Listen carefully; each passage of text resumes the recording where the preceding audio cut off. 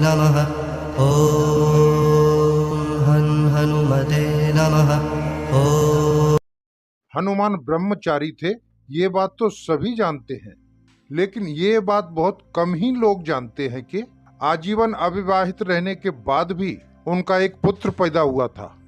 श्री राम के अनन्य भक्त, अनंत बलशाली, समुद्र को एक छलांग में लांग देने वाले, सोने की लंका जलाने वाले बजरंगबली को लेकर कई कथाएं प्रचलित हैं। हालांकि उनके पुत्र के जन्म की कथा कम ही लोग जानते हैं। तो आइए जानते हैं हनुमान के पुत्र के बारे में कि वो कौन था और कैसे उनका जन्म हुआ था। पौराणिक कथाओं के अनुसार जब रावण भगवान राम से युद्ध हारने लगा तो उसने पाताल लोक के स्वामी अहिरावण को श्री राम और लक्ष्मण का अपहरण करने के लिए मजबूर किया। अहिरावण अत्यंत मायावी राक्षस था। युद्ध के क्षेत्र में ही रात्रि के समय राम और लक्ष्मण अपने शिविर में आराम कर रहे थे। तब अहिरावण विभीषण का रूप रखकर श्री राम और लक्ष्मण का अपहरण कर उन्हें पाताल लोक ले गया। जब इस बात का पता चला तो भगवान राम के शिविर में हाहाकार मच गया और उनकी खोज होने लगी। सबसे ज्यादा परेशान हनुमान थे, क्योंकि श्री राम के शिविर की रखवाली हनुमान जी कर रहे थे। इसलिए बजरंगबली श्री राम और लक्ष्मण को ढूंढने लगे। लेकिन विभीषण ने यह भेद हनुमान के सामने प्रकट कर दिया कि प्रभु राम और लक्ष्मण कहाँ हो सकते हैं। तब हनुमान पता लगाते हुए पाताल लोक पहुँच गए। पाताल लोक के 7 द्वार थे और हर द्वार पर एक पहरेदार था। सभी पहरेदारों को हनुमान जी ने परास्त कर दिया, लेकिन अंतिम द्वार पर उन्हीं के समान एक बलशाली बानर पहरा दे रहा था। हनुमान जी जब 7वां द्वार पार करने लगे तब उस बानर ने उन्हें द्वार पार करने से रोक दिया। इसके बाद दोनों में भीषण युद्ध हुआ, लेकिन युद्ध करते समय हनुमान बेचैन सा महसूस कर रहे थे। तब हनुमान जी ने उस बानर से कहा, कौन हो तुम? तब उसने अपना नाम मकरध्वज बताया और अपने पिता का नाम हनुमान। मकरध्वज के मुंह से पिता के रूप में अपना नाम सुनकर हनुमान अत्यंत क्रोधित हो गए और बोले, ये असंभव है, क्योंकि मैं ही हनुमान हूँ और आजीवन ब्रह्मचारी हूँ, फिर तुम मेरे पुत्र कैसे हो सकते हो? तब मकरध्वज ने बताया कि समुद्र को लांघकर हनुमान जी माता सीता का पता लगाने के लिए लंका में आए थे। फिर अशोक वाटिका में मेघनाथ के द्वारा उन्हें बंदी बनाकर रावण के दरबार में लेकर गए। उसके बाद रावण के आदेश पर हनुमान की पूंछ में आग लगा दी।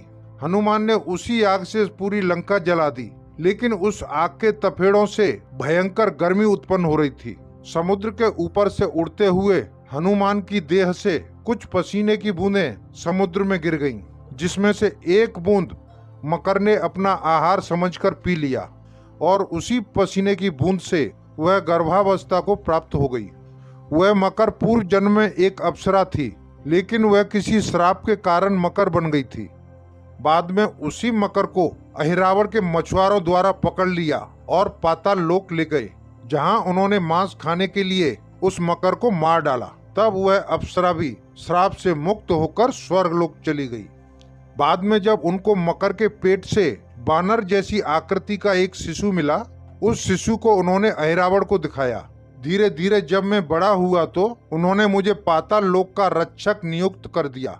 मित्रों, ये सुनकर हनुमान जी ने मकरध्वज को अपने गले लगा लिया और हनुमान जी बहुत प्रसन्न हुए, लेकिन यह कहकर कि वे अभी अपने प्रभु श्री राम और लक्ष्मण को लेने आए हैं। जैसे ही द्वार की ओर बढ़े, वैसे ही मकरध्वज उनका मार्ग रोकते हुए बोला, पिताश्री, ये सत्य है कि मैं आपका पुत्र हूँ, लेकिन अभी मैं अपने स्वामी की सेवा में हूँ, इसीलिए आप अंदर नहीं जा सकते। हनुमान ने मकरध्वज को अनेक प्रकार से समझाने का प्रयास किया। हालांकि अपने पिता के रूप में हनुमान जी को पहचानने के बाद भी मकरध्वज ने हनुमान जी को अंदर जाने नहीं दिया। इसके बाद फिर से दोनों के बीच में भयंकर युद्ध हुआ और अंत में हनुमान जी ने अपनी पूंछ से उसे बांधकर पाताल लोक में प्रवेश कर गए। हनुमान सीधे देवी के मंदिर पहुंचे, जहां अहिरावण राम और लक्ष्मण की बलि देने वाला था। हनुमान जी को देखकर चामुंडा देवी पाताल लोक से प्रस्थान कर गई। तब हनुमान जी देवी रूप धारण करके वहां स्थापित हो गए। कुछ देर बाद अहिरावण वहां आया और पूजा अर्चना करके जैसे ही उसने राम और लक्ष्मण की बलि देने के लिए तलवार उठाई, वैसे ही भयंकर गर्जना करते हुए हनुमान जी प्रकट हो गए और उसी तलवार से अहिरावण का वध कर दिया।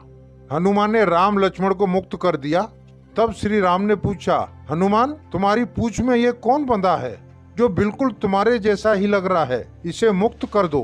तब हनुमान जी ने मकरध्वज का परिचय देकर उसे बंधन मुक्त कर दिया। मकरध्वज ने श्री राम के समक्ष सिर झुका लिया।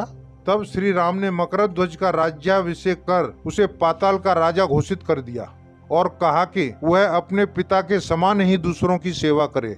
यह सुनकर मकरध्वज ने तीनों को प्रणाम किया। तीनों उसे आशीर्वाद देकर वापस लंका की ओर प्रस्थान कर गए। इस प्रकार मकरध्वज हनुमान के पुत्र कहलाए।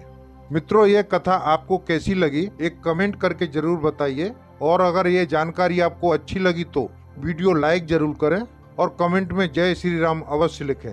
Thank you for watching my video. जय हिंद, वंदे मातरम।